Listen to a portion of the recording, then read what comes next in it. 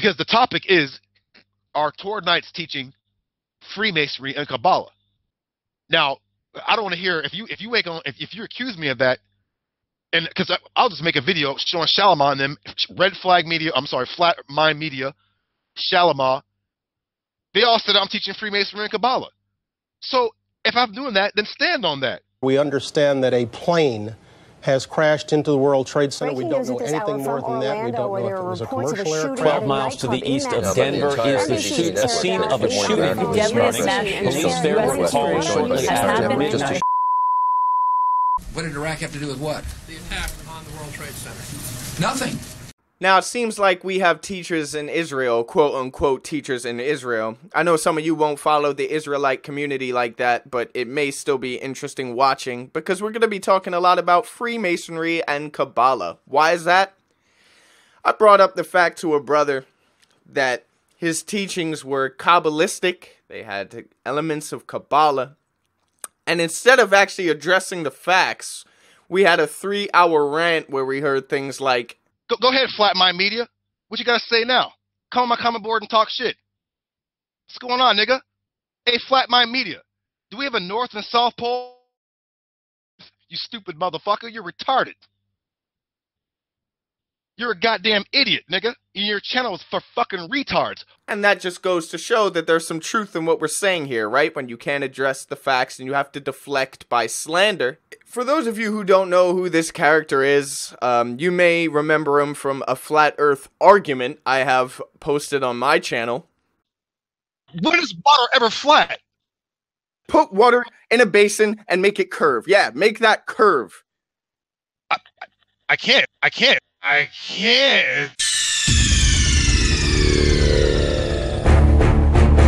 Now, this guy's name, or what he calls himself, is Judah Natsara. He has his group that he's made named the Torah Knights. And we're going to look into their doctrine a little later. But first, let me give you an introduction into the characters of the Torah Knights. And we'll see what you think. Just after a little expose, I would say there's 3 constant members. One is Traytel Thomas. The other calls himself Negi Springfield. Shalom. This is the Torah Knights. We got Negi Springfield and we got Traytel Thomas on. And the other, Judah Natsara. Let's start with Traytel. Have a little listen to what he has to say. She said it, monkey nigga killer. She was black. Oh, God. She had a donkey booty and the skin complexion of a mud-covered catfish. What? Yeah, black. Okay, that's... I hope all of you self-hating, hair-headed harlots get thrown into a pit and they fill up the hole with rattlesnake venom. Oh, jeez. All the way up to your nappy-headed nigger necks. Damn. Your ratchet, self-hating, spit-swallowing, eye mucus catching orangutans. If you start making your butt clap for weave and Instagram likes, Oh, God.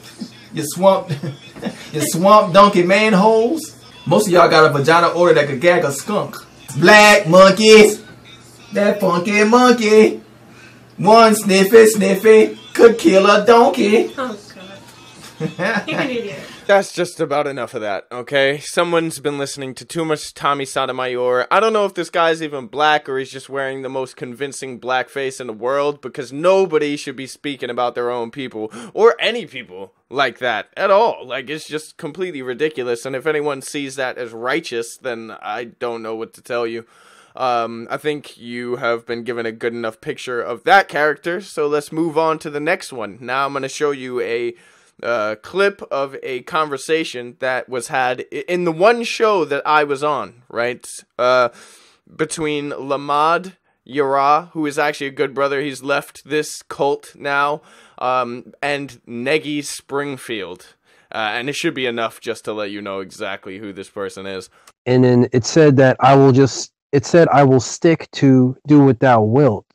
I found that very, very confusing when Negi said, I will just stick to do what thou wilt, opposed to I will just stick to the Torah.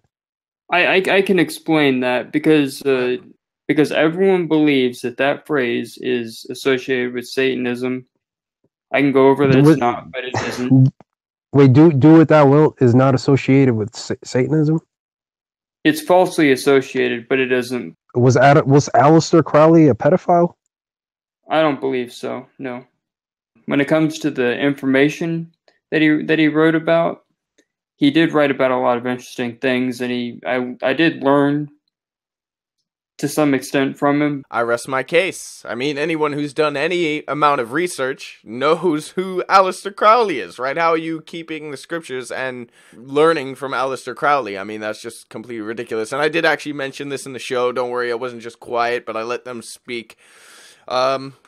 If that wasn't enough to convince you, shout outs to the brother Chris Harris. If you're into the scriptures from an Israelite point of view, please check out his channel. I will leave a link in the description. But he showed this picture, which was taken by Nagy Springfield, posted just 3 days ago. And, you know, I censored it a little bit. That's all it needed. I won't keep the picture up for too long. But these are not people who are following the scriptures. This is my point, right? And this is the basis that I need to build it on before I start going at Judah and the doctrines. You need to understand that none of these people really mean what they say when they're talking about the scripture, because they're doing something the total opposite of what the scriptures represent. Now let's start with his icon, right?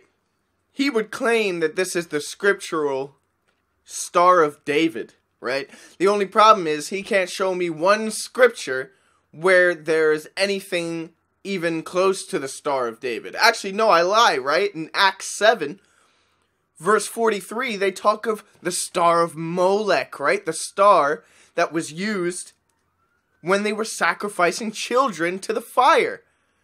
But yet he wears this around his neck. He has this, pushes this symbol everywhere, with no scriptural basis. It is the Star of Remphan, the Star of Molech, and he will not defend it. You'll just skirt around the question if you ask him. So that's strike one. Quadash, they were holy, right? They were sanctuary. So what it's really saying is, for 3 days, the youths, in their 3 degrees, they're inward vessels. These are all vessels. In their 3 degrees, in their 3 degrees, in their 3 degrees. Okay, there are multiple problems with that. In their 3 degrees of what, Judah? There are no 3 degrees of scripture. Moses was not up on the mount saying, I have initiated into the 3rd degree. This is the kind of stuff that he's teaching, but where does it come from? Look at the image of that temple. We know this isn't scriptural. We know just by looking at it where it comes from. You got the eye, a Yashawan, which is Proverbs chapter 7, verse 2. The pupil, the apple of the eye. The fountain, it signifies the inward man. The man of the Torah, inward man, inward man, inward man. Notice how he had to tack on man of the Torah after saying inward man. He says inward man in almost all of his lessons. Now keep in mind, this guy is meant to be Old Testament centered. He's constantly denouncing Christianity. But where does inward man come from? It's a Pauline term. In the Bible dictionary, it says it's nearly identical with the hidden man of the heart, featured in 1 Peter 3 and 4, Romans 7 and 22, 2 Corinthians 4 and 16, Ephesians 3 and 16. This term is nowhere in the so-called Old Testament scriptures. This is the beginning of a pattern where he takes pieces of separate ideologies and mixes them together to add depth to something that is actually straightforward. Let's keep it going. Who absorbs spiritual light, just as the physical eye absorbs physical light, right? The spiritual eye, which is inwardly, absorbs spiritual light. The spiritual eye, also known as the 6th chakra or the 3rd eye in both Hinduism and Buddhism. It comes from Lord Shiva, who is actually one of the Hindu gods, the destroyer and the restorer. They consider his right eye the sun, his left eye the moon, and his 3rd eye representing of spiritual wisdom and knowledge. He uses the 3rd eye to protect good ones from evildoers. This is Hinduism and Buddhism. It's another example of adding pieces from other theologies in order to complicate and convolute something that is actually simple, right? When you see the 3D cube, you're looking at the shield of David, but you're looking at the lines drawn in, connecting it. Okay? Look. The physical, the spiritual.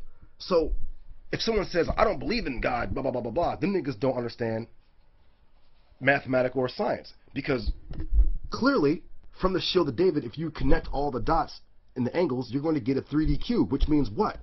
There are lines and laws that are unseen.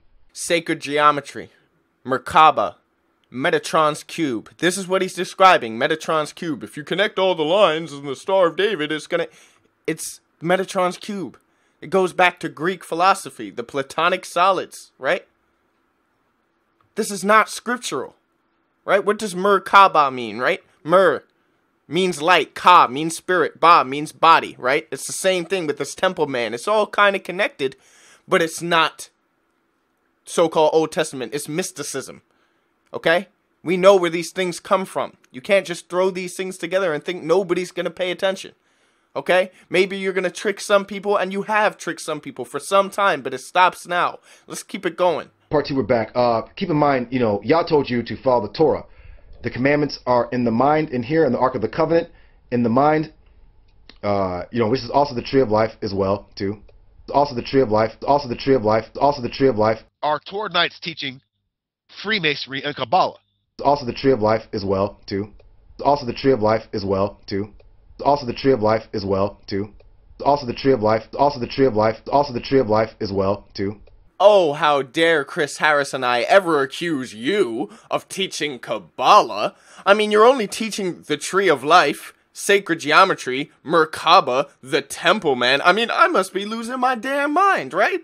That's not Jewish mysticism. I mean, how could it be? Listen, Judah, I haven't even touched on the lies, the attacks, the slanders, the way you contradict yourself, the way you attack all your own brothers. Anybody who leaves your little coat, you turn your knife on them straight away, you start attacking them. I'm glad I was never a part of your little group. I saw through that. I joined one of your little shows to talk with you, but even that went badly because you're pushing the globe of all things as if the scriptures talk of a globe. Apparently you think there are planets and God. It doesn't even matter. That's besides the point. You are a liar, you are a deceiver, and you know what you're doing. Because we are exposing you, and you are pretending like nothing is going on. A real person would at least comment on it, would at least address it, but that's not what you're doing. You're turning it around. You're attacking. We see through you now. It's a wrap. If you want to keep with your little teachings, fine. Go over to Israel with the Jews over there and do it to the people who it concerns. Because this is not the people here. Okay? The people who really want to follow the Most High, Abraham, Isaac, and Jacob, the real people. You're not a part of that. Because that's not what you're teaching. You want to turn the blade on everybody else, but you don't want to look at yourself. And that's the problem. This has been Red Flag Media. I am out.